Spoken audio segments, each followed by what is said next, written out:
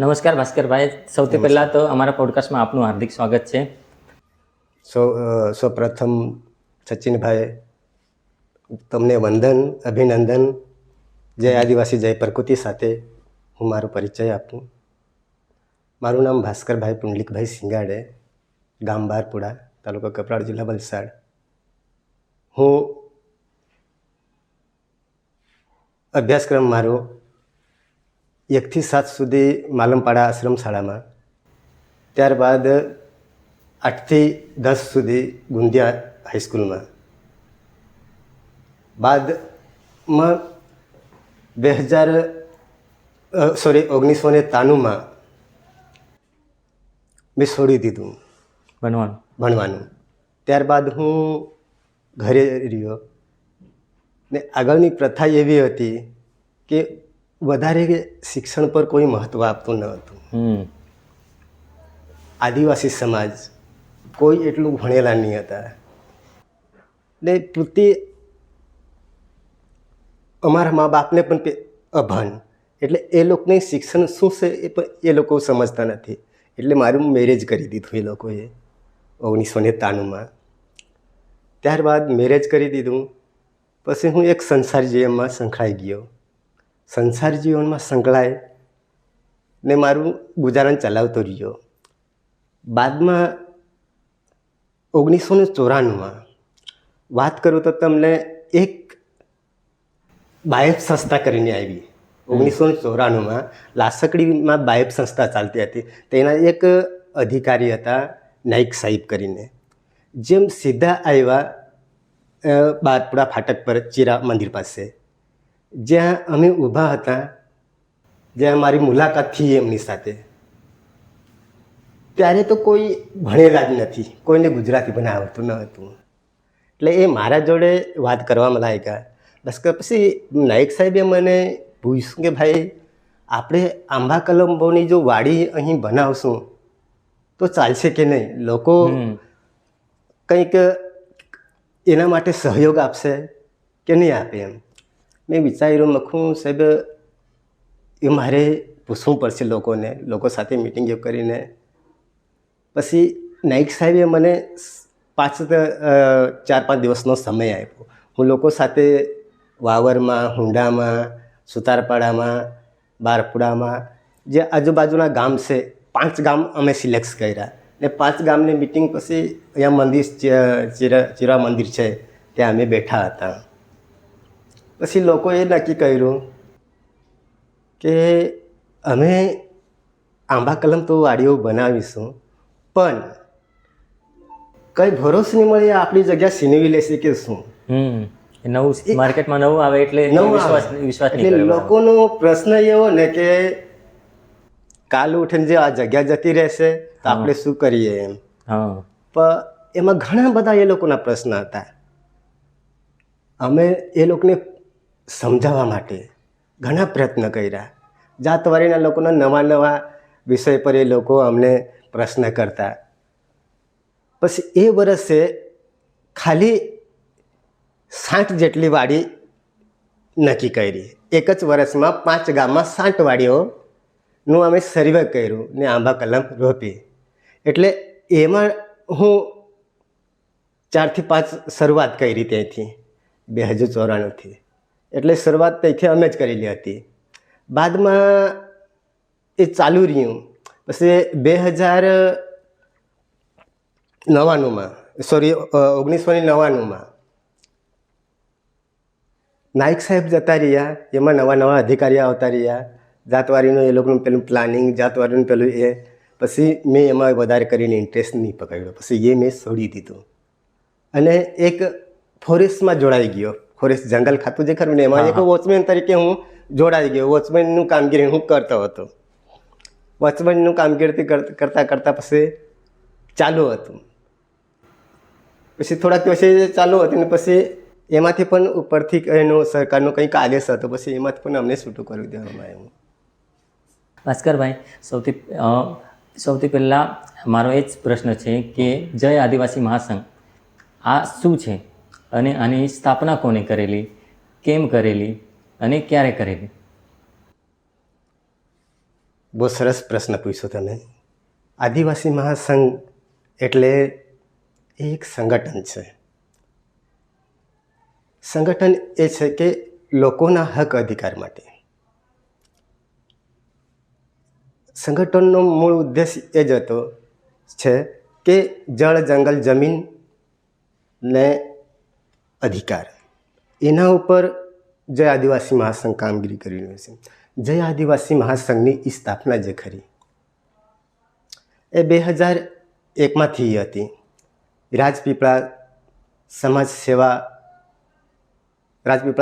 સેવાના જે ડાયરેક્ટર હતા જોસેફ ફાધર, એમના અધ્યક્ષ સ્થાને નગીનભાઈ રાઠવા ને આજુબાજુના 14 જિલ્લામાંથી જે આદિવાસી સંગઠનના જે ભાઈઓ હતા એ એકત્રિત થઈને કે આપણે આખા ગુજરાતમાં એક સંગઠન એક ઊભું કરીએ. કેમ કે આજે આપણા આદિવાસી સમાજ ખૂબ જ પાછળ છે, સંગઠિત નથી, વીર વેખરાઈ ગયા છે ને એમને પોતાને એ પણ ખબર નથી કે આપણા આદિવાસીના હક અધિકાર શું છે. આપણું શું છે એ જ ખબર નહીં પડે. ખબર નથી. લોકોના મગજમાં આદિવાસી તરીકે કહીએ અમે કે ભાઈ અમે એટલું જઈને ગયા ગામડામાં જય આદિવાસી તો કોઈ બોલો અમારી મજાક કરતા, કોઈ આદિવાસી બોલવા હો તૈયાર નથી, હસતા, અરે આદિવાસી આ એમ કે આદિવાસી વાળા આવ્યા. એટલી વિકટ પરિસ્થિતિ. પોતાને ખબર નથી કે હું આદિવાસી છું એમ. કારણ કે એ લોકોને એક અજ્ઞાનતા. અજ્ઞાનતા. લોકોને એ ખબર નથી કે હું કયા સમાજમાંથી આવું છું ને મારા સમાજ માટે મેં શું કરું. એ જરા પણ, કારણ કે અજ્ઞાનતાના લીધે આપણો આદિવાસી સમાજ એટલો ભોળો, ખૂબ જ ભોળો, પણ ખરેખર એમની જે એક અભણ હોવાના નાતે, કારણ કે આપણે ઉમરગામથી અંબાજી સુધી જે આદિવાસી પટ્ટો છે એમાં શિક્ષણનો અભાવ એકદમ પેલો હોવાથી લોકો મોટાભાગે ખેત મજૂરી કરવા પર ધ્યાન દોરે પોતાનું ગુજારણ માટે. એ સિવાય આજનું ભરણ પોષણ થઈ ગયું ખાવાનું, પણ કાલે શું મળે એના ઉપર ધ્યાન નથી આપતા. એટલે એ આપણા સમાજનો એ લક્ષ જે વાત કરી તમે કે આદિવાસી મહાસંઘની સ્થાપના ક્યારે થઈ. જય આદિવાસી મહાસંઘની સ્થાપના 2002માં જોસેફ ફાધરે રાજપીપળા ખાતે કરી હતી. ત્યારબાદ જે એ લોકોએ 14 જિલ્લા નક્કી કર્યા, 42 તાલુકાઓ, દરેક તાલુકામાં એક સંગઠન ઊભું કરવાનું, 21 જણની કમિટી હોય. પછી જે દરેક તાલુકામાં એક કમિટી તૈયાર કરીને ગામે ગામ જવાનું. ગામે ગામ જઈને લોકોને પ્રશ્ન હોય, જે કંઈ પ્રશ્ન હોય એ પ્રશ્ન પૂછવાના. પછી દરેક ગામમાં એક કમિટી 21થી 50 જણની બનાવવાની દરેક ગામમાં. અમે કપરાડા તાલુકામાં 2000માં જ્યારે શરૂઆત કરી ત્યારે હું નથી જોડાયેલો. મારા સાથી મિત્રો એક બોરપાડાના દેવરામભાઈ ઘાટાળ, ધનસુખભાઈ કડુ ને અર્જુનભાઈ પટેલ, ભાસ્કરભાઈ ફોદાર જેવા એ લોકો જે મારા સાથી મિત્ર હતા એ લોકો જોડાયા હતા. પણ મેં 2009થી હું સભ્યપદ સ્વીકાર્યું. 101 રૂપિયા ભરીને હું સભ્યપદની નોંધણી કરી જય આદિવાસી મહાસંઘમાં. ને એમના જોડે હું બહુ મસ્ત કામગીરી કરી. દરેક જગ્યાએ અમે જતા. પછી અમે 9મી ઓગસ્ટ ઉજવવાનું ચાલુ કર્યું 2009થી. પહેલી 9મી ઓગસ્ટ અમે મેંધા વાવર ફળિયામાં કરી, પ્રાથમિક સ્કૂલમાં. જ્યાં 9મી ઓગસ્ટમાં જે ગામના આજુબાજુના લોકો 100-200 લોકો ભેગા થયા હતા. ખાલી 100-200 લોકો. અમે કે ભાઈ પ્રોગ્રામ છે આપણો આદિવાસીનો, આવજો રે. તો હસતા લોકો, મજાક કરતા. કોઈ આવા હો તૈયાર નથી. એમ કરીને 9મી ઓગસ્ટ અમે ત્યાંથી શરૂઆત કરી. ત્યારબાદ કપરાડામાં પણ અમે એક 9મી ઓગસ્ટ 2010માં એ કરી. ત્યારબાદ માંડવા, પાનસ, પછી 2016માં નાના પોંડા મસ્ત એક મોટો પ્રોગ્રામ રાખ્યો અમે, જ્યાં મને એકતા પરિષદના મિત્ર પણ મને ત્યાં સાથ સહકાર આપ્યો. જેમ ગમનભાઈ હતા, પછી ડૉક્ટર ખાંડવી, તેમજ ભગરે સાહેબ ને ધીરુભાઈ ઠાકરે, એવા મિત્રો મને મળ્યા. બહુ મસ્ત અમે મોટો પ્રોગ્રામ ત્યાં નાના પોંડા ખાતે ડેપોમાં કર્યો. ત્યારથી ત્યાં ઘણા એવા રાજકારણી પોલિટિકલ ધારાસભ્યથી માંડીને કોઈ પણ મોટા મોટા હોદ્દેદારો બને લેફ્ટ રાઇટ પાર્ટીના બધાએ જ ત્યાં સહકાર આપ્યો ને ઉત્સાહથી એ લોકોએ ઉજવણીને સહકાર જબરજસ્ત આપ્યો. પછી સહકાર આપ્યો ને ત્યાંથી સ્ટાર્ટ અમે મોટા પાયેથી કરી. ત્યારબાદ સાથી મિત્ર મળી ગયા મને સારી રીતે, બીજા સંગઠનવાળા પણ અમે એકત્ર આવ્યા ને અમે નક્કી કરી દીધું કે આપણે સૌ મળીને એક મંચ પર આવીએ. કારણ કે આપણો સમાજ આજે કોઈ અલગ અલગ સંગઠનો, નાના મોટા સંગઠનો હોય એમાં વેચાઈ ગયા હોય, પણ એમનું જે મકસદ જે કહેશે એ ખાલી એક જ છે કે આદિવાસીને જાગૃત કરવું. ને એ અતિ જરૂરી છે રમેશભાઈ. કારણ કે આપણા આદિવાસી આજ એટલી ભોળી પ્રજા, મહેનત ઉપર જા, એ કોઈનું ખોટવું ઈચ્છતા જ નથી.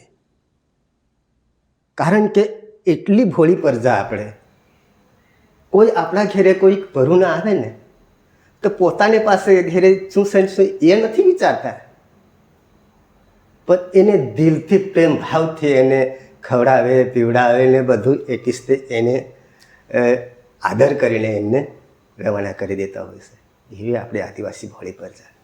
આ સંગઠનનો મુખ્ય ઉદ્દેશ શું છે? જય આદિવાસી મહાસંઘનો મુખ્ય ઉદ્દેશ જળ, જંગલ, જમીન ને અધિકાર,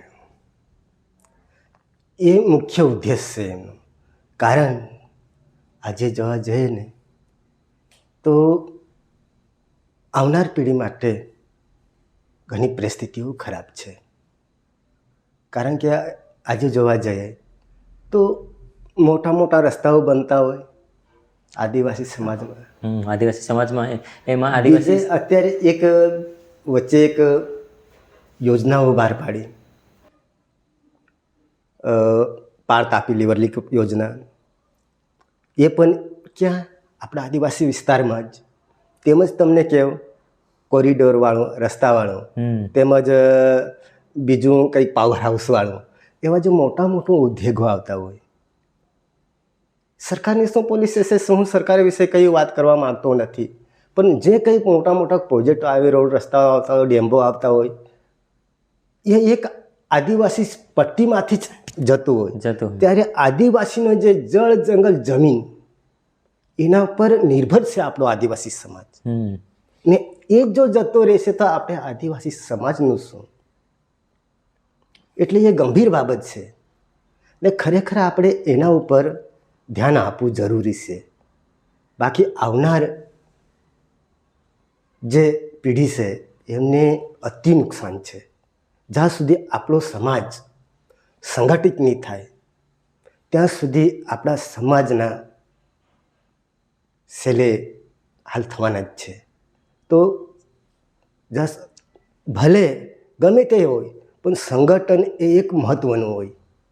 જ્યારે અમે જય આદિવાસીનો મકસદ જ છીએ કે આપણે સંગઠન કરીને લોકોને ગામડે ગામડે જઈને સમજાવીએ કે આપણું જીવન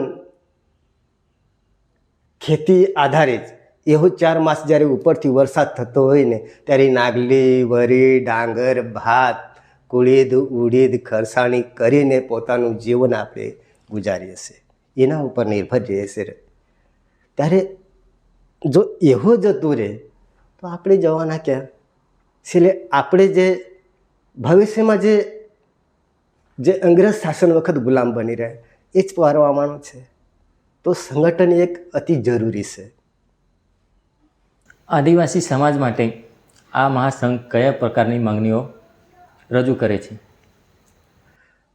જય આદિવાસી મહાસંઘ માંગણીઓ માટે જેવું કે જે આપણે એક વાત કરીએ કે જે સરકારની નવી નવી યોજનાઓ હોય, સરકારની જે નવી નવી યોજનાઓ હોય, જો તમને કે મનરેગા છે, મનરેગાથી પોતાનું રોજીરોટી મળી શકે, એમાં સરકારે અમુક કાયદા મનરેગા તો બનાવ્યો જ છે, પણ એ રીતે 1 વર્ષમાં ઓછામાં ઓછું 90 દિવસ કામ કરીને પોતાનું ગુજારણ ચલાવી શકે ને એ પછી એના ઉપર જે સરકારની ગાઈડલાઈન મુજબ અમુક કામગીરી કરવાની હોય.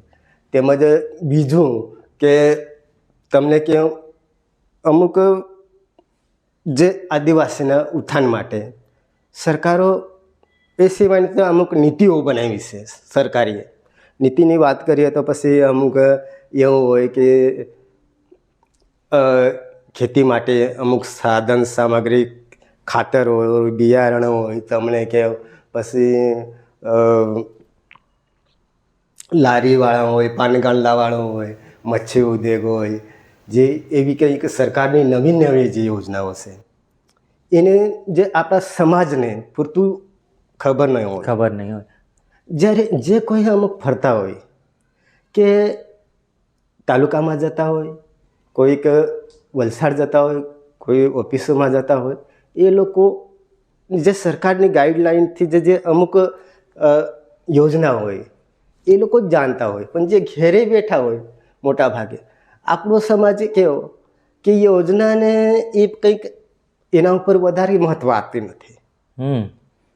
કારણ કે જે લાભ લેવો જોઈએ લોકોએ, પણ એના પાછળ આપણો સમાજ પડતો જ નથી. કારણ કે એ યોજના એમના માટે જ હોય. એમના માટે જ હોય ને એ લેવાની જરૂર હોય, પણ આજે આપણો સમાજ એના ઉપર કંઈ ભાર મૂકતો નથી.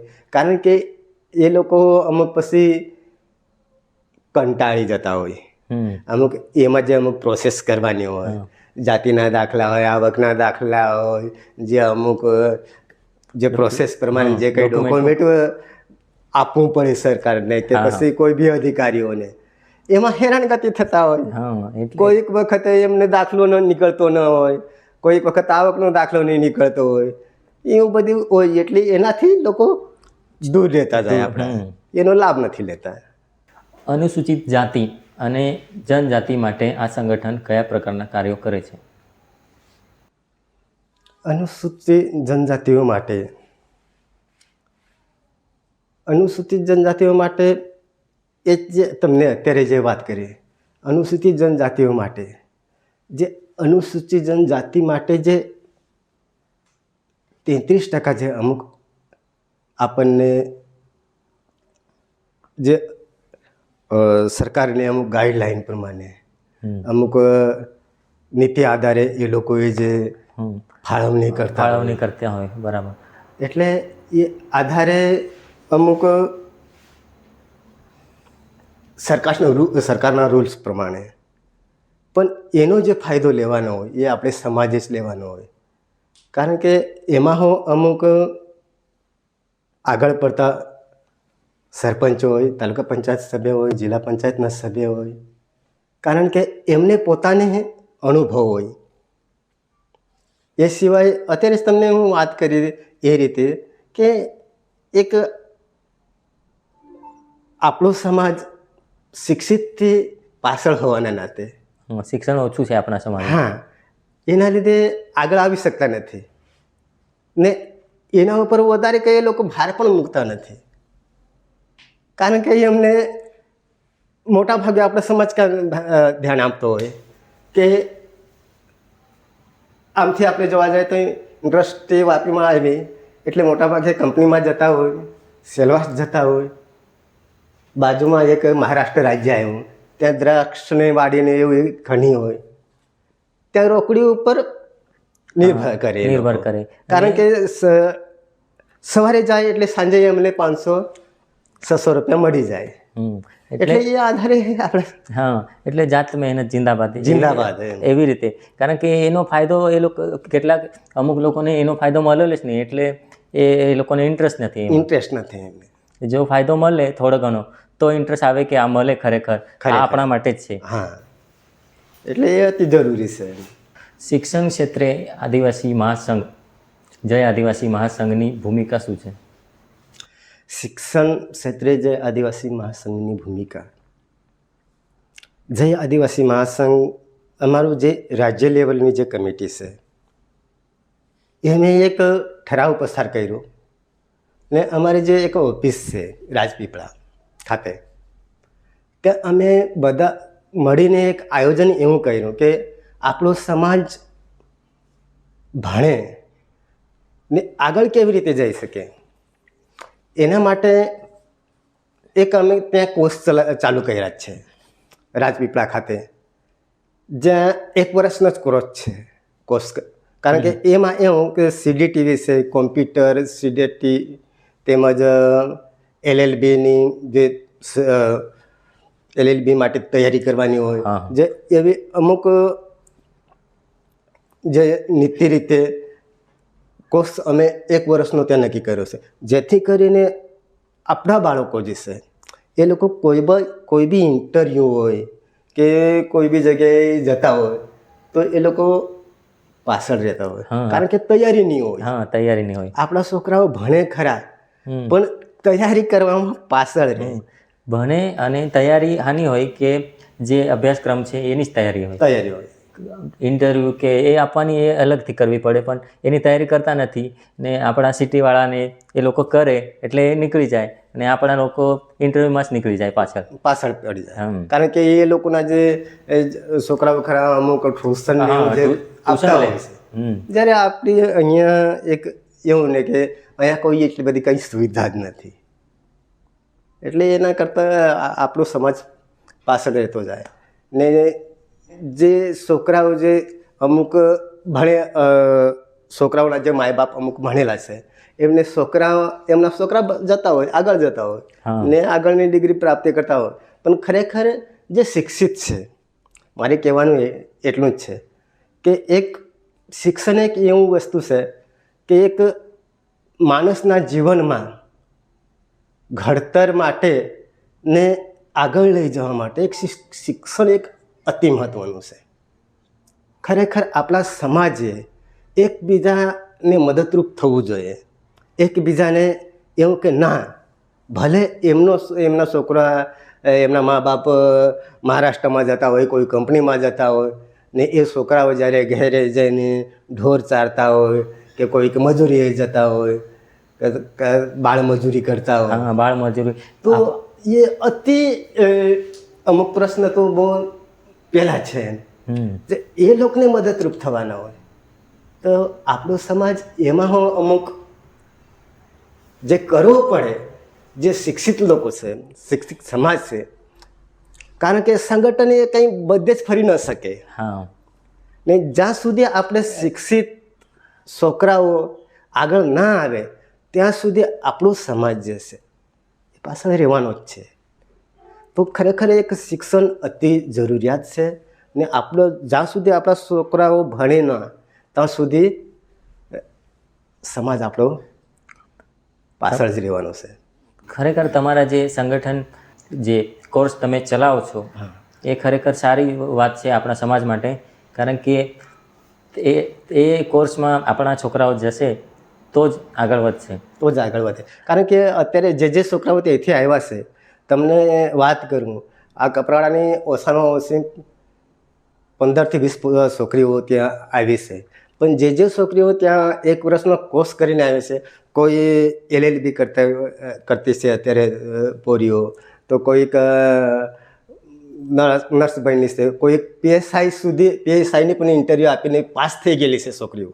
એટલે જે છોકરીઓ જે તેથી ક્રોસ કરીને આવી છે એ ઘેરે આજે એક પણ દેખાતી નથી. બધી જ છોકરીઓ નોકરીએ લાગી ગઈ છે. એટલે બહુ ત્યાં સારી રીતે એ લોકોને તૈયાર કરેલો એટલે જરૂરી છે. હા, પણ આપણો સમાજ હું રાજપીપળા એટલે એ લોકોને અહીંથી 200 કિલોમીટર એટલે દૂર લાગે. દૂર લાગે. એટલે જવામાં જરાક એ લોકો ઘણી બધી વિચાર કરતા હોય કે એક વર્ષ ખાલી ખોટું આપણે બગાડી નાખવાનું એમ. પણ ખરેખર એ બગાડવાની કોઈ જરૂર નથી, પણ તૈયાર મજબૂત થવાની જરૂર છે. વર્ષ બગડે તેના સાથે કોઈ મતલબ નથી, પણ આપણી તૈયારી મજબૂત થાય. હા, તે જ ને. જ્યારે પાયો જ મજબૂત હોય ને તો ઉપર જતામાં કંઈ પ્રોબ્લેમ ન હોય. તો ટોટલ કેટલા કોર્સ ચલાવો તમે તમારું આ સંગઠન? ત્યાં 10 થી 12 કોચ છે. ત્યાં આદિવાસી મહાસંઘ કઈ રાજકીય નીતિ પર ધ્યાન આપે? આદિવાસી મહાસંઘ કોઈ રાજકીય પર પેલું ફોકસ કરતું નથી. જે આદિવાસી મહાસંઘ એક બિન રાજકીય સંગઠન છે. હા, એ કોઈના સાથે એ સંકળાયેલું જ નથી. ચાહે લેફ્ટ પાર્ટી હોય રાઈટ પાર્ટી, કોઈ પાર્ટી સાથે એમનું પેલું એ નથી. એમનું એક જ લક્ષ્ય કે આદિવાસી સમાજને સંગઠિત કરો, જાગૃત કરો, શક્તિશાળી બનાવો ને આપણે હક અધિકારને પ્રાપ્ત કરો. એ જ મુખ્ય ધ્યેય એમનું. એ કોઈ રાજકીય પર એટલું કંઈ ફોકસ કરતું નથી. જેને માનવાનું હોય એ માન્ય કરે. હવે કોઈ નિષ્પત્તિ રાજનીતિની વાત આવી જ છે, તો તમારો કોઈ રાજનૈતિક અનુભવ ખરો? મારો જે રાજનીતિનો અનુભવ સચિનભાઈ એવો કે જ્યારે કપરાડા તાલુકા 2000માં ધરમપુરમાંથી કપરાડો તાલુકો છૂટો પડ્યો ત્યારે મારા મિસિસ જે ખરા જેમને તાલુકા પંચાયતના સભ્ય તરીકેની ટિકિટ આપવામાં આવી. ત્યારબાદ એમનો જે કાર્ય વિસ્તાર હતો હુંડાથી લઈને હુંડા, બારપુડા, વાવર, પછી કેલદા, પાંચવેરા, ટોકરપાડા, બોરપાડા, માની, રાહોર, પીપરોટી, ચીચપાડા તે ઠેઠ જાગીર ભવાડ સુધી. એમાં એવું કે 12 જેટલા ગામો હતા. મેં વિચાર કર્યું કે સાલા લોકોએ જે મારા મિસિસને ત્યાં હવે ચૂંટી કાઢ્યા, સામે એમના બહુ મોટા માણસ હતા. હું એમનું નામ નથી લેતો કારણ કે આજે એ માણસ છે પણ નથી. તો એમને સામે ટક્કર આપીને મારા મિસિસ 2300 લીડથી જીતી હતી. ને ત્યારે વાહનની વ્યવસ્થા 2000માં કંઈ ન હતું. જ્યારે પ્રસારમાં જતા હતા એ લોકો તો ચાલતા નીકળતા હતા. પણ ખરેખર એક લોકોની શ્રદ્ધા હતી, પ્રેમ હતો. ને મારી એ વખતની જે મેં પણ એકદમ નાનો છોકરો જેવો હતો એમ, કારણ કે મારી ઉંમર એકદમ ઓછી હતી. ખાસ મને લાગે ત્યાં સુધી 20 વર્ષની હશે, 20 વર્ષની, 20 થી 21 વર્ષની, પણ એકદમ નાની ઉંમરે. મેં વિચાર કર્યો કે હવે એ શું કરવાની એમ, કારણ કે જે ત્યારની પરિસ્થિતિ એવી હતી કે રોડ નથી, રોડ રસ્તા કશું જ નથી, પાણીની સમસ્યાઓ, લાઇટની સમસ્યાઓ, ઘણી જ આખી ભૌગોલિક પરિસ્થિતિ. એટલે કોઈક માણસને જે બોરપાડાથી જે દવાખાને લાવવાનું હોય ને તો એક એમાં વાંસનો દાંડો લેતા હતા ને એના ઉપર ઝોળી બાંધીને, આપણા ભાષામાં, અમારા ભાષામાં ડોલી કહે, ડોલી બાંધીને એક જણા આગળ ઊભો રહેતો અને એક જણ પાછળ ખાંચ પર લઈને ડુંગર ચડવાનો હતો અહીંથી બોરપાડાથી સુતારપાડા લાવવા. એ લાવતા જ રસ્તે જ કોઈ પણ પેશન્ટ હોય એ પૂરો થઈ જતો. એટલી વિકટ પરિસ્થિતિ.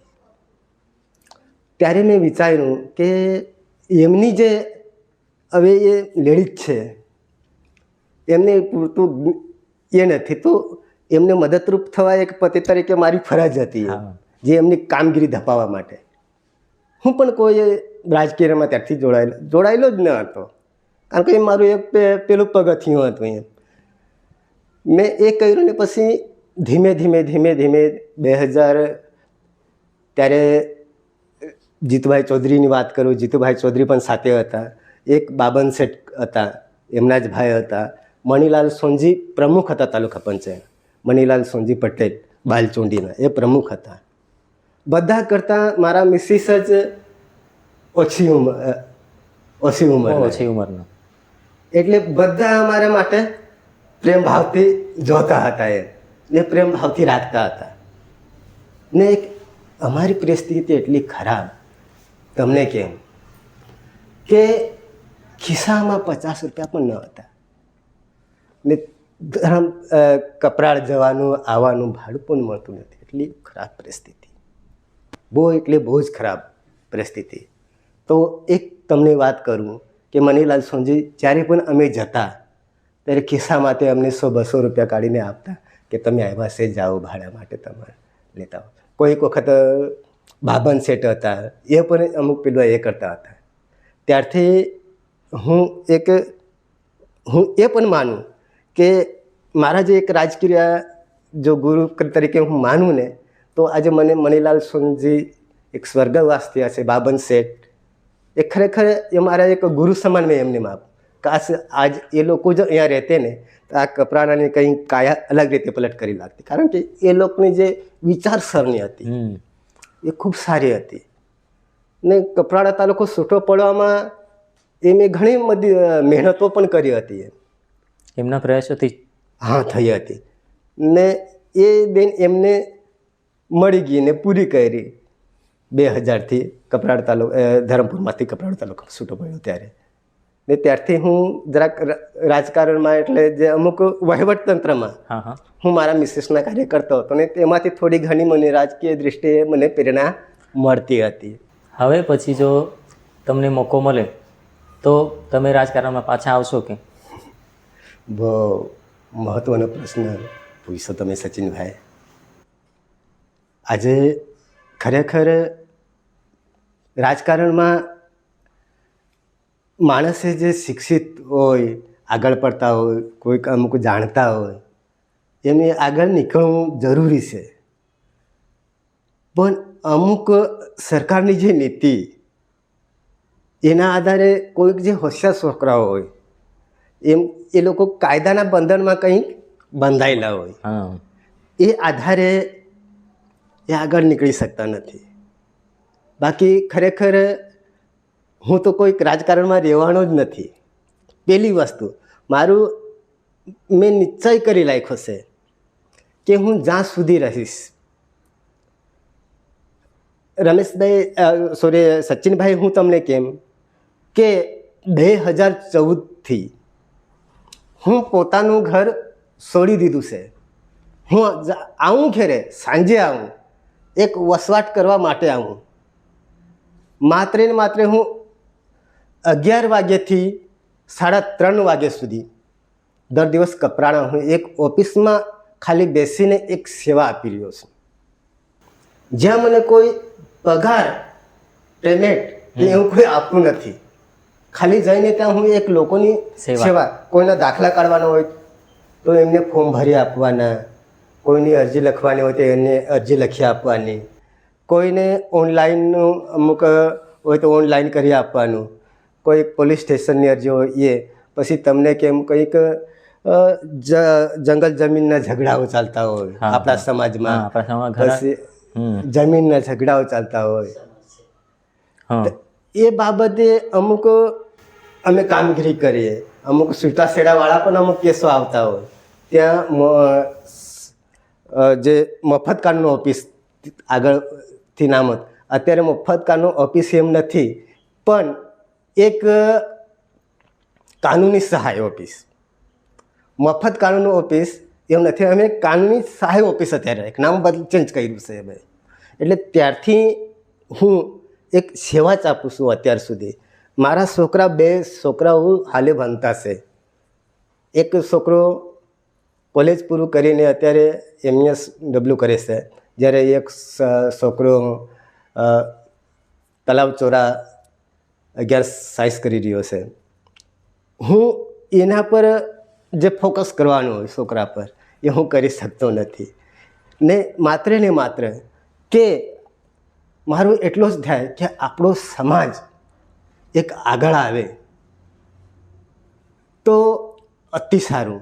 કારણ કે આપણે જ્યાં સુધી આપણે સમાજને સારી દિશાની બતાવીએ, સારી દિશા જાય તો જ આપણું સમાજ એક થઈને આગળ એમનું ભવિષ્યનું કે એમના પરિવારજનોનું હોય કે કોઈ પણ જે એમની જે લાગણી હોય ને એમની કામગીરી રોજીરોટી હોય તેનાથી 10 લોકોમાંથી 5 લોકોનું જો આપણે કામ કરતા હોય તો એ દિવસ આપણો એવો કે કંઈક ને કંઈક આપણા આત્માને શાંતિ થતી હોય કે ખરેખર એક આજે મેં 5 માણસનું કામ કર્યું છે.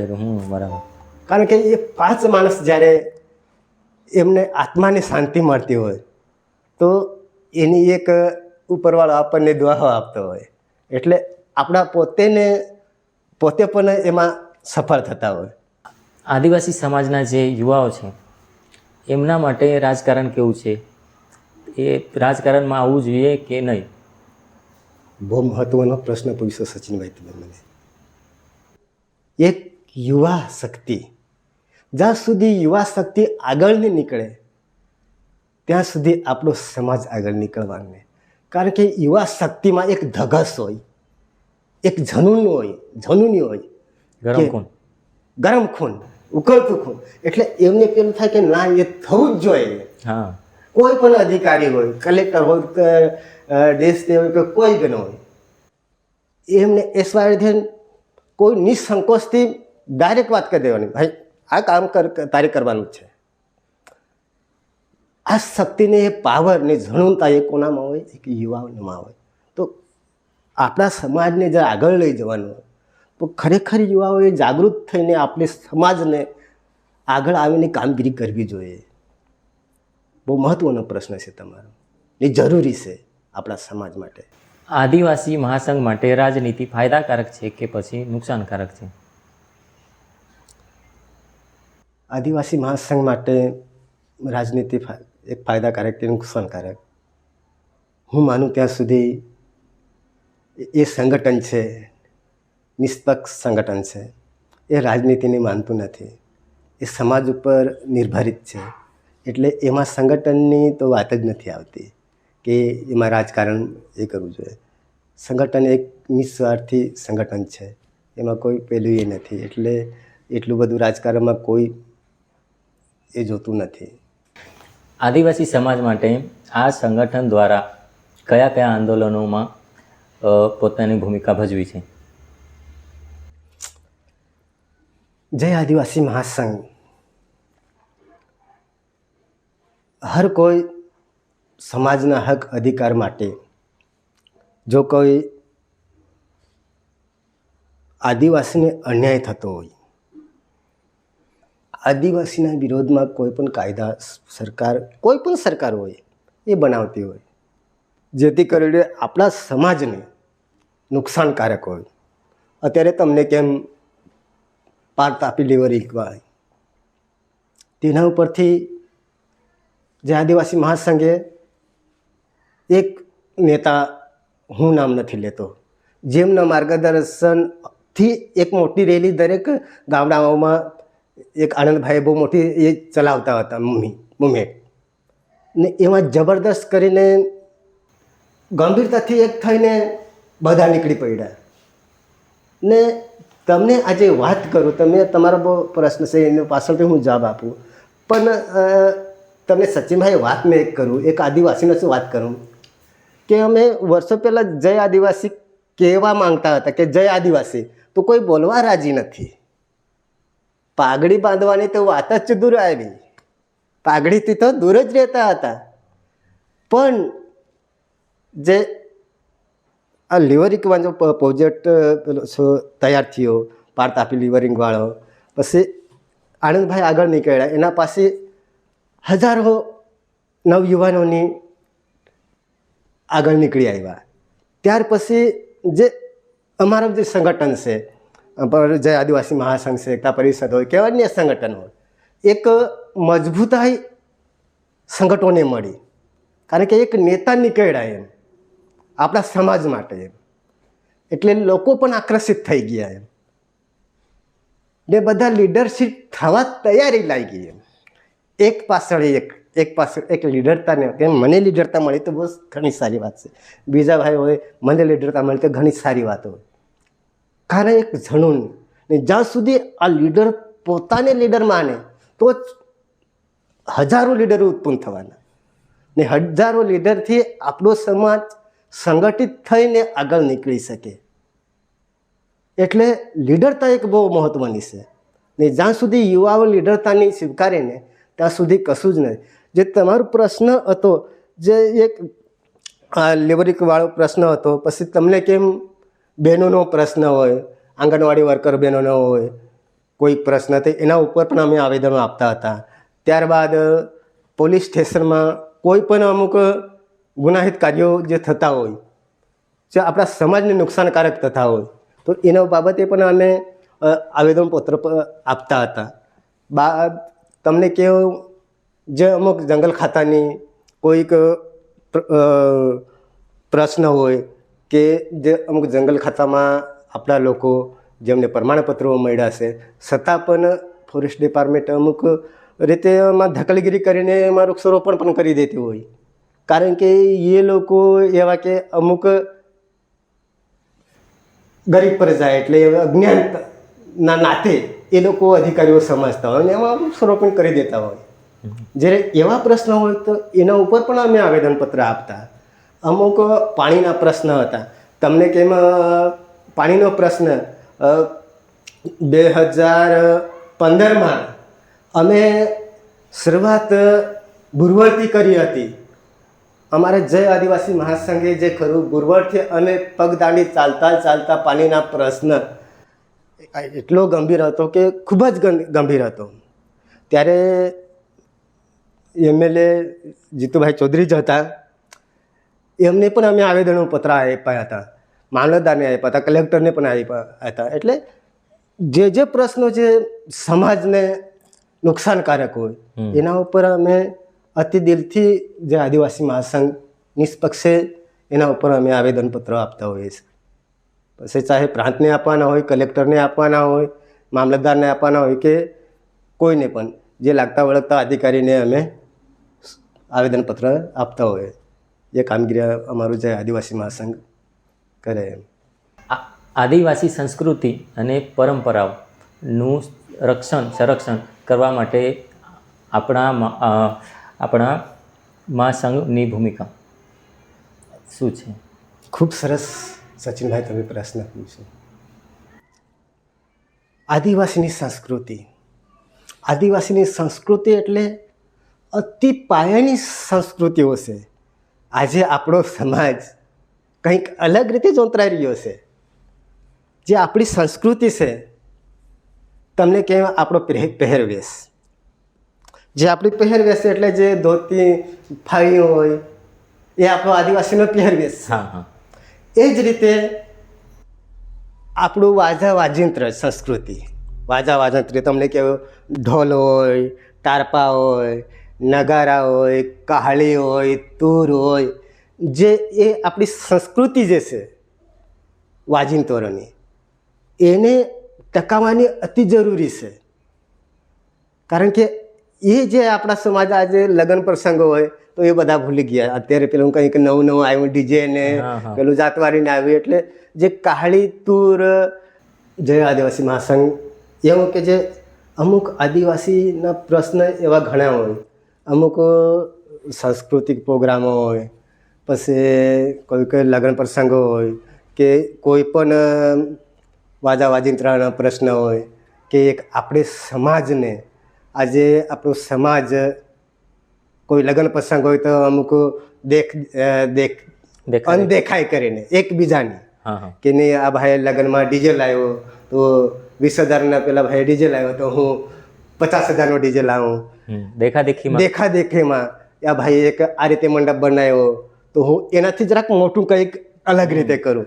એમાં જો આપણો સમાજ આજે છે ચિચિનભાઈ તો ખરેખર દેખાદેખીમાં આજે એક પીસાઈ રહ્યો છે. કાશ મંડપ એટલી કે મોટી મોટી મંડપો બાંધવામાં કઈ જરૂર નહીં મળે, ડીજે લાવવાની કંઈ જરૂર નહીં મળે. મંડપની વાત કરીએ તો આગળ અમારે વખત જે મંડપ કરતા હતા સચિનભાઈ, તમને ક્યારે ત્યારે મંડપની તો દૂર વાત, ઉપર મંડપ માટે માંડવ ડાળે લાવતા હતા. આપણા પૂર્વજો જે છે માંડવ ડાળે લાવતા હતા.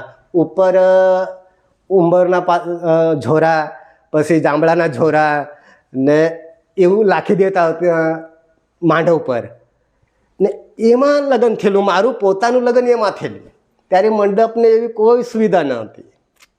અત્યારે તમને વાત કરું, મંડપ બાંધવાનો હોય લગ્નમાં, ત્યારે 50,000 થી 60,000નો તો મંડપ જ હોય.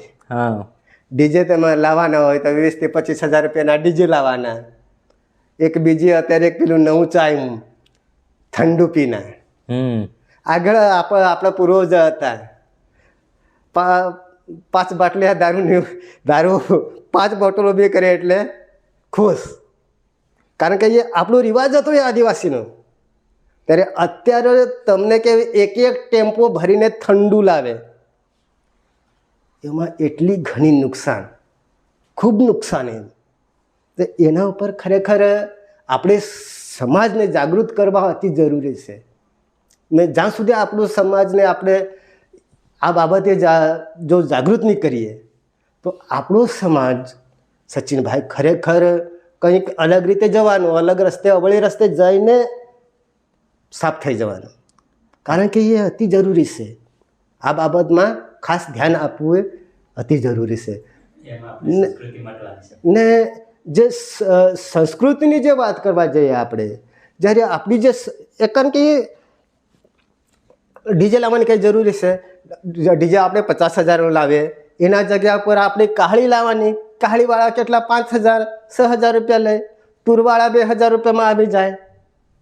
જ્યારે તુર ને કાહળીને છોડીને આપણે ડીજે લાવી બેસવાનું ને એમાં ખાલી ખોટા પીસાઈ જવાના. ઠંડુ પીવાવાળું છે તો ઠંડુ પીવામાં આ બધું થામ્સઅપ ને કોકોકોલા ને એ બધું છોડી દેવાનું હોય. ખાલી લીંબુ શરબત બનાવીને પીવડાવી દેવાનું હોય. આદિવાસી યુવા માટે આ મહાસંઘ કયા પ્રકારના કાર્યક્રમો ચલાવે છે? આદિવાસી યુવાનો માટે મહાસંઘ એવું કાર્ય કરે છે કે એક આદિવાસી યુવા શક્તિ જ્યાં સુધી બહાર નહીં નીકળે ત્યાં સુધી આદિવાસી સમાજ આગળ આવવાનો નથી. હું આગળ તમને વાત કરી કે જ્યાં સુધી યુવા શક્તિ ચેવી છે કે એમને ઉકળતું લોહી હોય, જ્યાં સુધી એ લોકો બહાર નહીં આવે ત્યાં સુધી સમાજને એ આકર્ષિત કરવાના નથી. એટલે આદિવાસી મહાસંઘ જે યુવાઓ માટે અમુક કોઈક પ્રોગ્રામ રાખવાનો હોય, કોઈક મિટિંગ કરવાની હોય કે એમને કોઈક આદિવાસીને લાગતા વળગતા અમુક પ્રશ્ન હોય યુવાઓ માટે, એમને રોજીરોટીઓ માટેના પ્રશ્ન હોય કે કોઈ પણ એમ ધંધાના પ્રશ્ન હોય, રોજીરોટીના પ્રશ્ન હોય, તમને કે એમાં આગળ કોઈ પણ નોકરીઓ માટે ટ્રેનિંગો આપવાની હોય, એના માટે ખરેખર આદિવાસી મહાસંઘ કામગીરી કરી રહ્યું છે અને એ યુવાઓ સાથે સંકળાયેલું જ છે. એમ તો આગળ લઈ જવા માટે આ સંગઠનનો ભવિષ્ય માટે શું ધ્યેય છે? જે આદિવાસી મહાસંઘનો આ આદિવાસી માટેનો શું ધ્યેય છે? જે આદિવાસી મહાસંઘનો એક જ ધ્યેય છે કે જ્યાં સુધી એમનો હક અધિકાર, જળ જંગલ જમીનના અધિકારો જે પૂરતા આપણા આદિવાસી સમાજને મળી રહે, એક મહત્ત્વના પ્રશ્ન એ જ છે કે આપણા સમાજ એમનો જે આદિવાસી મહાસંઘનો ધ્યેય જ છે કે જળ જંગલ જમીનને અધિકારને બચાવવા માટેનો એક વ્યક્તિને મળવા પાત્ર જ છે. એ જ મુખ્ય ધ્યેય જે આદિવાસી મહાસંઘનો છે. જેથી કરીને એ લક્ષ્યને જો સરકારની નીતિ અનુસાર જો એક વ્યક્તિને એમનો હક મળે તો આપણું જય આદિવાસી મહાસંઘ એમાં ખરેખર સફળ થઈ જશે, એ મને ખાતરી છે. ને એના પ્રયત્ન પણ અમે કરશું, કારણ કે એમાં જે કંઈ અમને ગાઈડલાઈન પ્રમાણે અમારું સંગઠન છે, રાજ્ય કમિટી છે, તાલુકા કમિટી છે, જિલ્લા કમિટી છે, એ ગ્રામ્ય કમિટીઓ છે, એના ઉપર અમે બેસીને અમુક દર માસે અમારી મિટિંગો થતી જ હોય. તો એમાં અમે અમુક જે સંગઠનની નીતિ અનુસાર અમે જે કંઈ નક્કી કરવાનું તે ગાઈડલાઈન પ્રમાણે અમે કરતા હોય છે. ને એના ઉપરથી અમે સરકારને લેખિત પણ રજૂઆતો કરીએ છીએ ને મૌખિક પણ અમુક આપતા હોય છે. મૌખિક એટલે અમુક જે વાત કરવાની હોય, કોઈક ધારાસભ્યની વાત કરવાની હોય, સાંસદની વાત કરવાની હોય, તાલુકા પ્રમુખની વાત કરવાની હોય, કાં તો કલેક્ટરની કરવાની, કોઈ નાના મોટા જે અમુક પ્રશ્ન હોય એનાથી ન થતો હોય તો પછી આવેદનપત્ર હોય, સરકાર સુધી અમુક પહોંચાડવાના હોય તો અમે પહોંચાડીને પણ રાષ્ટ્રપતિ સુધીના અમે પત્ર વ્યવહાર કર્યો જ છે, આવેદનો પહોંચાડ્યા જ છે. એટલે એના મારફતે જે સંગઠન છે એ ખરેખર એક મહત્ત્વનું કામગીરી કરી રહે છે ને તટસ્થ ખરેખર એ છેલ્લે સુધી સાકાર થશે એવી અમને આત્મવિશ્વાસ ને શ્રદ્ધા છે જ. જય આદિવાસી મહાસંઘ સાથે લોકો કેવી રીતે જોડાઈ શકે છે? સચિનભાઈ, બહુ મસ્ત પ્રશ્ન તમે પૂછ્યો. જય આદિવાસી મહાસંઘ સાથે લોકો કેવી રીતે જોડાઈ શકે છે? જય આદિવાસી મહાસંઘ જે અમારું અમુક એક ગ્રામ્ય કમિટી છે, કપરાણાના 128 ગામડાઓ છે, તેમાંથી 69 જેટલા ગામડાઓ છે કે જે આદિવાસીની કમિટી, દરેક ગ્રામ્ય કમિટીમાં એક અમે બુક બનાવી છે જોઈન્ટ થવા માટે. એમાં 101 રૂપિયા ભરવાનો, 101ની રસીદ લઈ ને સભ્યપદ સ્વીકારી શકે. એ જે ખરું 10 વર્ષ માટે, ને એ સભ્યપદ એક વખત મેળવે એટલે એ સંગઠનમાં જોડાઈ શકે. જેમ કે ગ્રામ્ય કમિટી છે. આજે તમને કહું કે કપરાડા તાલુકામાં 69 ગામોમાં જે આદિવાસી મહાસંઘના સભ્ય બન્યા છે ને 69 સભ્ય બનીને ગ્રામ્ય સંગઠન પણ બનાવ્યું છે 69 ગામડામાં. એમાં આજે 10,000 જેટલા નવયુવાનો જોડાયેલા છે. ને એમની જે 101 રૂપિયાની જે એ લોકોની જે પાવતીનું ફંડ છે એ એકચ્યુઅલી બેંકમાં એમનું ખાતું છે, 3 માસનું સંગઠનનું, એ હજુ પણ છે જ. જ્યારે હજુ સુધી તમને કેમ 2001થી તો આજે 2025થી આજ સુધી એ પૈસા 1 રૂપિયાનો એમ તેમ નથી. એ જેમને તેમ પડ્યા છે, એમના વ્યાજ આવ્યું છે, શું છે, એ એક સંગઠનના પૈસા છે, એના ઉપર કોઈ ખરાબ નજર નહીં આવે. ને એમાં આપણો સમાજ એટલો ભોળો એટલે પૈસાથી કંઈ પેલું એ નથી કરતો. આપણા સમાજને બીજા જૂટવી લે અને આપણો સમાજ કોઈ દિવસ પૈસા પાછળ દોડતો નથી. એ એમની નીતિ છે, કારણ કે એમ કે એ ઈમાનદાર છે. આપણો આદિવાસી સમાજ ઈમાનદાર છે. એટલે ખરેખર એ ક્યારે પણ કોઈનો પૈસો જૂટવી શકતો નથી. આ રીતે અમારું સંગઠન સભ્યપદ માટે કામગીરી કરી રહી છે ને એને રિન્યૂ પણ કરી શકે 10 વર્ષ પછી. આદિવાસી સમાજના આંદોલનો અને લડાઈ વિશે તમારો અનુભવ અને તમારો દ્રષ્ટિકોણ શું છે? આદિવાસી સમાજના આંદોલન બહુ મહત્ત્વનો પ્રશ્ન છે સચિનભાઈ, કે ખરેખર આદિવાસી સમાજના જે આંદોલનો છે, આંદોલનોથી તમને કેમ આગળના જે પ્રશ્ન હતા, પેલા પાણીના પ્રશ્ન હતા, ત્યારે અમે આંદોલન ચાલુ કર્યું હતું. એમાં સરકાર સામે અમે રેલીઓ કરી, બુરવડથી સુતારપાડાથી થેટપાર નદી સુધીઓ જે અમુક ગામડાઓ છે એમાં અમારી જે ટીમ આખી નીકળી પડી હતી. એમાં ખરેખર ના છૂટકે સરકારે અસ્ટોલ યોજના એક આજે લાભને એક એનું જે એક એ છે તરત જ એના ઉપર જ્યારે ધારાસભ્ય જીતુભાઈ ચૌધરી હતા એમણે વિધાનસભામાં પણ રજૂઆત કરી ને જેવી અસ્ટોલ યોજના પણ અમલવારી થઈ. એ જ રીતે તમને વાત કરું, પાળ તાપી લિવર લીક યોજના જ્યારે આંદોલન કરવાની વાત આવી, જે આનંદભાઈ પટેલને અધ્યક્ષ સ્થાને પાળ તાપી લિવર લીક યોજના માટેનું ખૂબ જબરજસ્ત આંદોલન ચાલુ કર્યું. એમાં ના છૂટકે એ યોજનાને અટકાવવા માટે સરકારે જે અમુક અટકાવવું પડ્યું. અને કારણ કે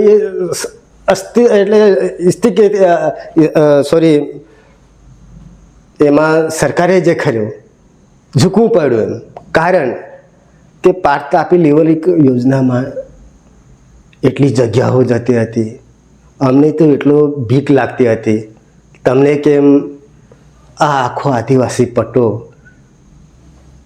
ઉમરગામથી તો અંબાજી સુધી 7 નદીઓનું જોડાણ, જ્યારે એ આંદોલન એક મુખ્ય સમાજને એક પાયાનો ભાગ કે આદિવાસીને એક જાગૃત કરવાનો ભાગ. બીજી વસ્તુ, આદિવાસી જાગૃત તો થયા જ, વત્તા સરકારને ઝુકાવવાનું પણ કામગીરી કરી હોય તો એ આંદોલનની કરી, જેથી ખરેખર એમાં આનંદભાઈ હતા, કલ્પેશભાઈ હતા, બધા જ પોલિટિકલના માણસો પણ એમાં ભાગ લેતા હતા. પણ એ કોઈ એમાં પોલિટિકલ ન, એક આંદોલનકારીના રૂપમાં જ આનંદભાઈને અધ્યક્ષતામાં જ જે શ્વેતપત્રને અમે માંગણીઓ કરી, પણ શ્વેતપત્ર તો નહીં આપવામાં આવ્યો, પણ જે ડેમ સ્થગિત કરવાના હતા એ સરકારે ના છૂટકે ઝૂકીને સ્થગિત કરવા પડ્યા એમ. એટલે એવા ઘણા બધા પ્રશ્નો છે. અમુક આંગણવાડી કપરાડાની આંગણવાડી બહેનોનું અમુક પેલું એ હતું, એના માટે પણ અમે આવેદનપત્ર આપીને એમનો પ્રશ્ન જે બહેનોનો હતો એનું પણ અમે નિરાકરણ લાવ્યું. એટલે એવા ઘણા બધા પ્રશ્નો છે. એટલે એના ઉપર જે આદિવાસી મહાસંઘ જે છે એકબીજા સંગઠનની મદદરૂપ થઈને, આંદોલનકારીઓની મદદરૂપ થઈને એક મંચ પર આવીને એકબીજાને સાથ સહકારથી લડત ચલાવવાનું કામ એ ખરેખર જે આદિવાસી મહાસંઘને અતિ ફાળવી રહ્યો છે. કારણ આગળથી જ સંગઠનની એક વિચારધારા જેવી છે, જેથી કરીને આ સંગઠન એના ઉપર દરેક બાબતમાં કામગીરી કરતું જ હોય છે.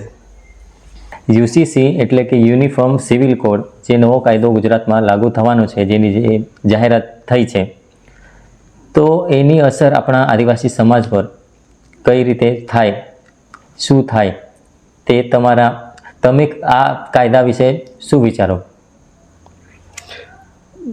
યુસીસી સિવિલ કોડનો કાયદો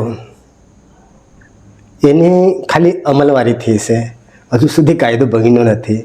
સરકારની વિચારધારા છે કે એ કાયદો બનવો જોઈએ. એ ખાલી એની હજુ કાયદો જાહેર નથી થયો, કાયદો બનેલો જ નથી. સરકારને શું ગાઈડલાઈન છે એમાં, જ્યારે સરકારે એની ગાઈડલાઈન ને કાયદો પસાર કરશે ત્યારે જ આપણને ખ્યાલ આવશે કે એમાં ખરેખર આપણો આદિવાસી સમાજને બાકાત રાખ્યું છે કે એમાં સામેલ કર્યું છે કે કઈ જે સરકારની નીતિ અને ગાઈડ પ્રમાણે જ એના ઉપર. ત્યાં સુધી તો એ કાયદા વિશે વધારે વાત કરવા પણ મજા આવતી નથી, કારણ કે કાયદો જ હજુ બન્યો નથી, તે એના વિશેની કઈ રીતે આપણે વાત કરી શકીએ. પેશા કાયદો શું છે? સચિનભાઈ બહુ અતિ મહત્વનો પ્રશ્ન પૂછ્યો. પેશા કાયદો એટલે શું? પેશા કાયદો એટલે મને એક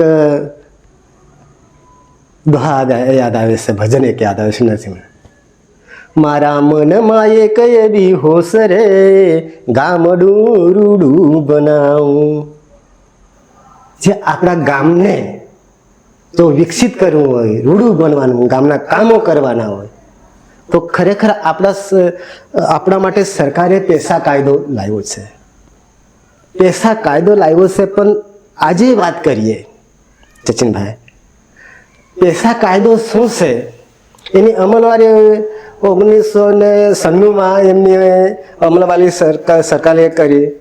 આજે એટલો ગ્રામ પંચાયતને જે અમલવારી કરવાની હોય, ગ્રામ પંચાયતને જે સત્તા આપી છે પેશા કાયદા મુજબ કે ધારે તે સરપંચ કરી શકે. આપણા ગામમાં દરેક ગામમાં તો ગ્રામ સભા થાય જ, વત્તા ફળે ફળે ગ્રામ સભા કરવાનો અધિકાર સરપંચનો હોય. આજે માનો કે તમે આ ગ્રુપ ગ્રામ પંચાયત છે, આજે સુતારપાડામાં ગ્રામ સભા છે, કાલે કોતલ ગામમાં, તો બીજા દિવસે ચૌકી ફળિયામાં. એટલે ધારે એટલો સરપંચ ગ્રામ સભા બોલાવી શકે છે. ને એક ગ્રામ સભા જ્યારે સરપંચ બોલાવે ને એ પેશા કાયદાની જે અમલવારી કરવાની હોય એ સરપંચે કરવાની હોય. જો ખાસ સરપંચ એની અમલવારી કરી શકે તો આદિવાસી જ આપણો તલાટી કમ મંત્રી હોવો જોઈએ, આદિવાસી જ ગ્રામ સેવક હોવો જોઈએ, આદિવાસી જ નર્સબેન હોવી જોઈએ, આદિવાસી જ જે ગ્રામ પંચાયતનો સ્ટાફ છે એ ટોટલી આદિવાસી હોવા જોઈએ. કારણ કે પેશા કાયદામાં એની અમલવારી છે.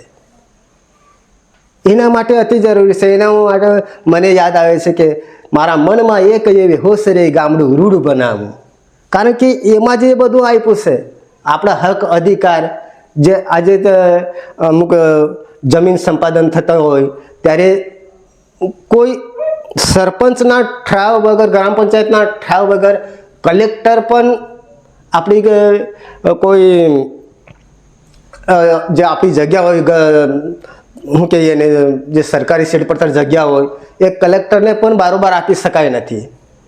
જ્યાં સુધી અહીંયા તલાટી ગ્રામ પંચાયતનો ઠરાવ ન લખી શકે ત્યાં સુધી કલેક્ટરને પણ પાવર નથી. જો ઠરાવ હોય ને તો જ કલેક્ટર પાસ કરી શકે ને તો જ એ જગ્યાની ફાળવણી કરી શકે.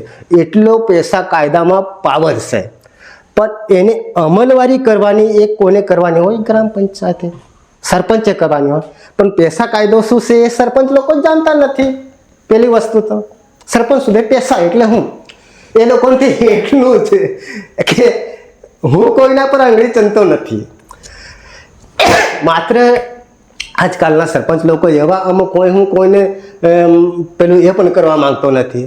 તો ખરેખર આપણી જવાબદારી બને છે, આપણી નૈતિકતા બને છે કે જ્યારે આપણે સરપંચમાં ઉભા રહીને ચૂંટાઈએ ને ત્યારે કોઈ એક પાર્ટીના હોય આપણે, પણ એક વખત માણસ સરપંચ ચૂંટાઈ જાય એટલે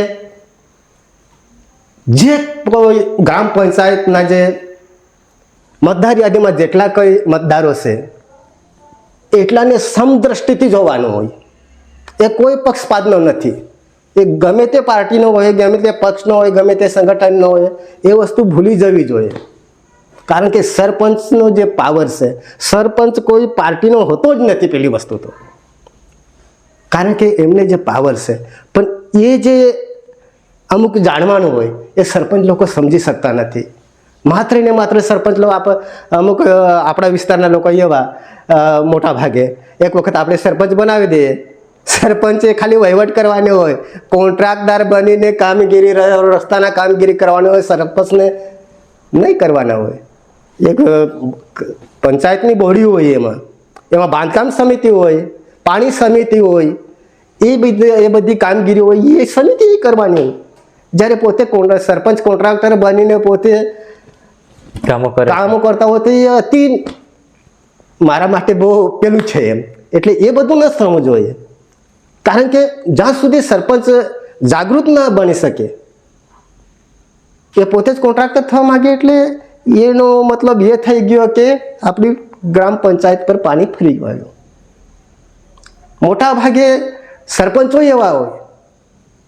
તો ખરેખર પેશા કાયદાની જે અમલવારી થઈ, એક વખત પેશા કાયદાની અમલવારી થઈ હોય, ઉપરથી કોઈ આપણા ગામમાં આવે તો પેલે સરપંચની પરમિશન વગર આપણા ગ્રામ પંચાયતમાં પગું મૂકી ન શકે.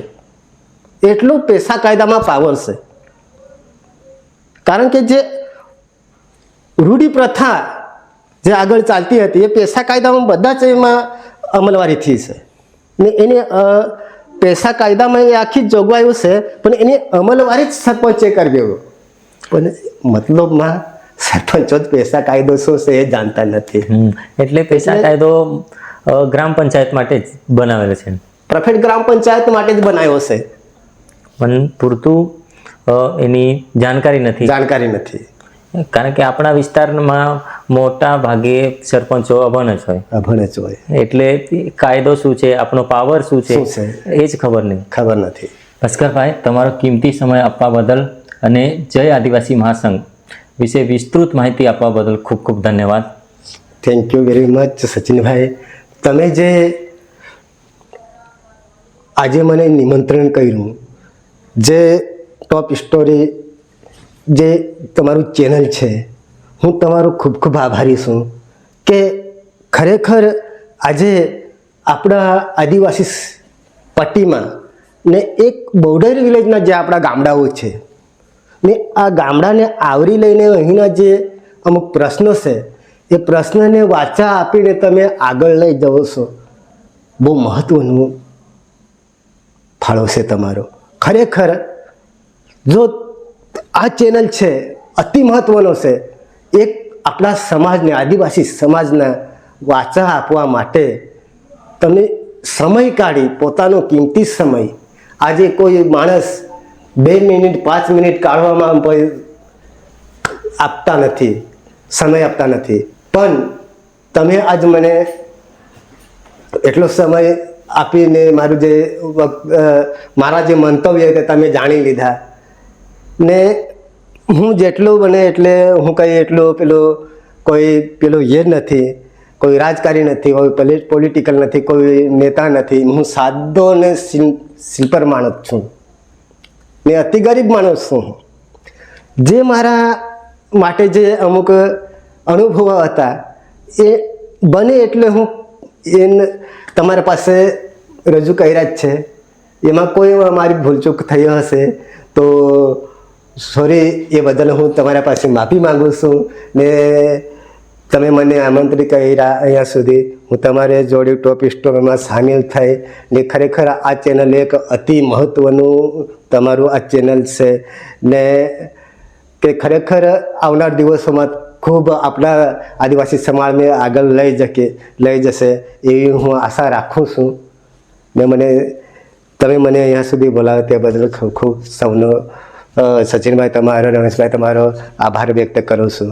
સૌને જય આદિવાસી, જય જોહાર, જય આદિવાસી.